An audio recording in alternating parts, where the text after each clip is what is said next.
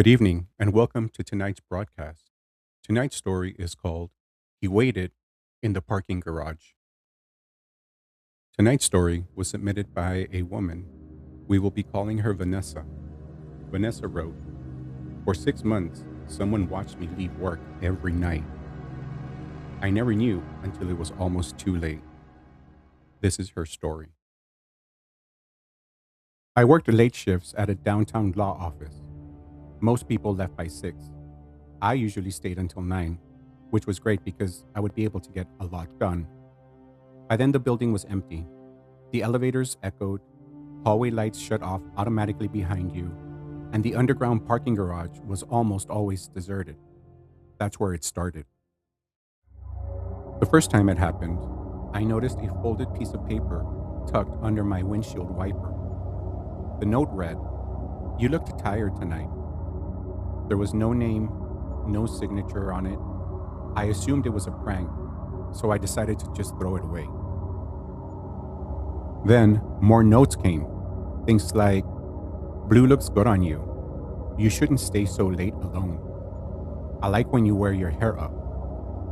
That last one made my stomach drop, because that day, I'd worn my hair up, but I hadn't seen anyone. After I told security about the notes that kept appearing, they reviewed footage, but there was nothing obvious. No one near my car, no one placing notes. So I started parking closer to the elevator. Then I began leaving with coworkers. Then I started carrying pepper spray, but still, the notes kept coming. One Friday, I worked later than usual. It was almost 10:30 p.m., and I noticed that it was storming outside. By that time, the building was nearly empty, so I ended up getting into the elevator alone. I went to level P3, and when the doors opened, I noticed that there was no cars nearby. All I could see were flickering lights. My footsteps echoed all the way to where I was parked. And as I got closer to my car, I saw something on my windshield. Another note. I didn't want to touch it because I already knew.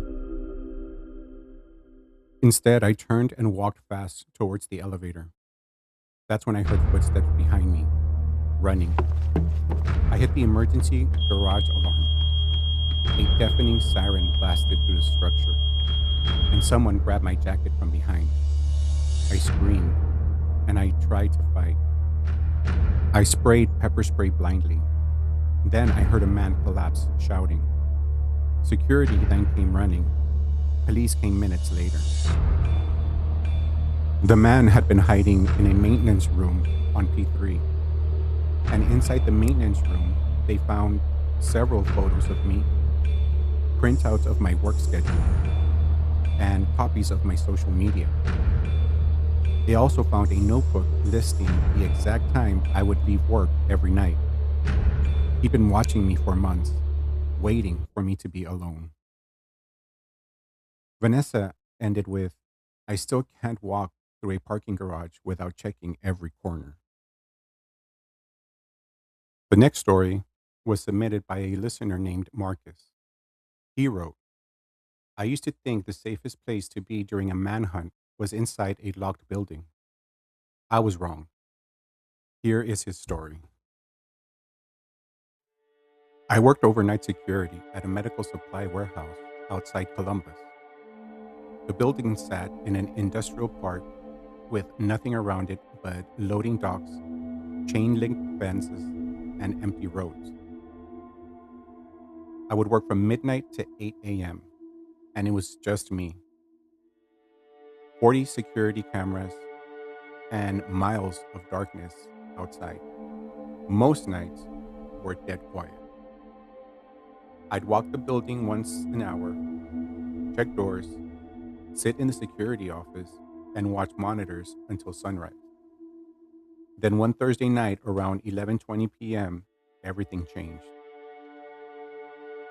Before I clocked in, the TV in the break room was tuned to local news. A woman anchor was speaking over police lights. Authorities are searching for a suspect believed responsible for 3 murders in the county this week. A photo appeared on TV. It was a picture of a male, mid 40s, wearing a dark jacket, shaved head, eyes like broken glass. Police believed he was hiding in industrial areas to avoid detection. My supervisor laughed nervously and said, "Let's hope he doesn't pick our warehouse." Then he left, and I was alone. Around 1:13 a.m., I started my first patrol. Everything seemed normal.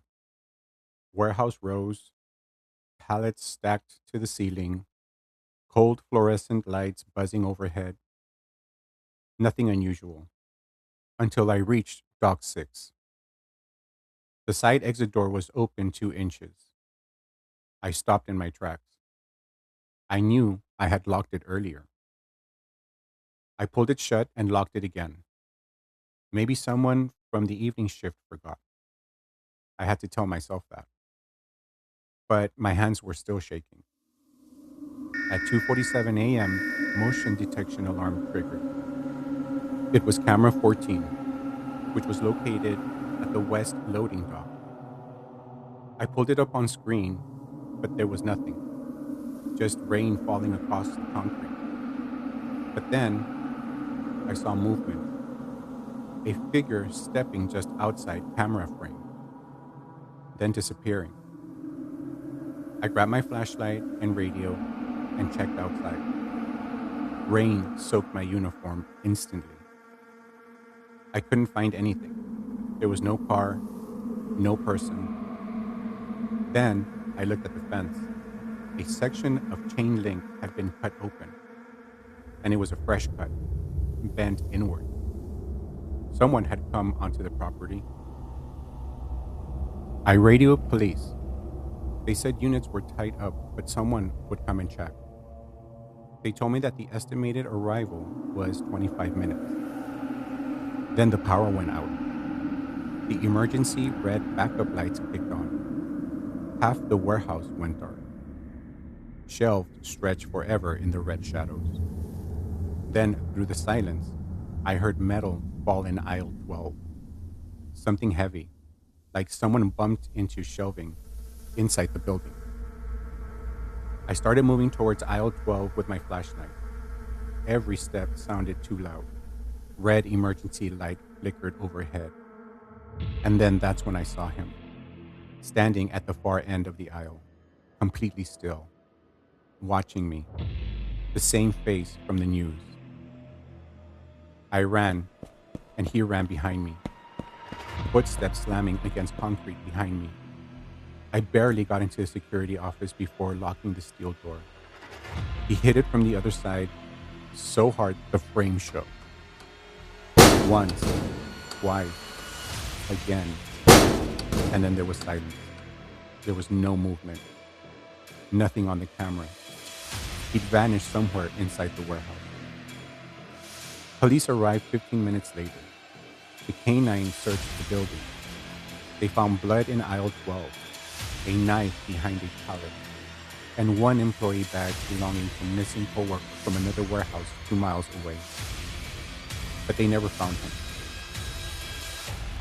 Marcus ended his email with, "I quit the next morning, but sometimes when I wake up in the middle of the night, I still hear someone pounding on the steel door." Our next story is called Something in the Copy Room. It was submitted by Daniel. Daniel talks about a demonic presence at the workplace.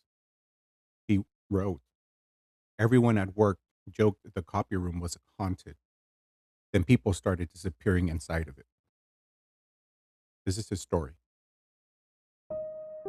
"I worked in an insurance office on the 11th floor of an old building in Chicago. Normal office job, cubicles, phones, meetings, coffee, nothing unusual, except the copy room. People hated being in there alone. Lights buzzed, temperature dropped suddenly, machines jammed constantly, and the door sometimes shut by itself. hard, like someone slammed it. Everyone joked it was haunted. That is, until Laura vanished. Laura stayed late one Thursday printing reports. At 8:40 p.m., she texted her husband, leaving in 10. She never made it home. The police searched the building and the premises, but there was nothing. No sign of forced entry, no footage of her leaving. Only one thing. Security video showed her entering the copy room and never coming back out. A month later, another employee fainted in there. When he woke up, he kept repeating, something was standing behind me. Then it happened to me. I stayed late during end of quarter reporting. Around 9 p.m., I went to the copy room. The door was open, lights flickering, printer humming by itself, but there was no one inside. I started printing. Then I heard whispering right beside my ear, so close I felt breath, but no one was there. The overhead lights shut off, and I was in total darkness. The copier display lit the room blue and reflected in the copier glass.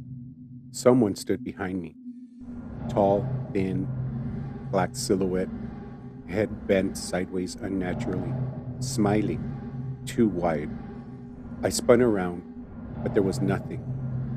The door slammed shut, and it locked.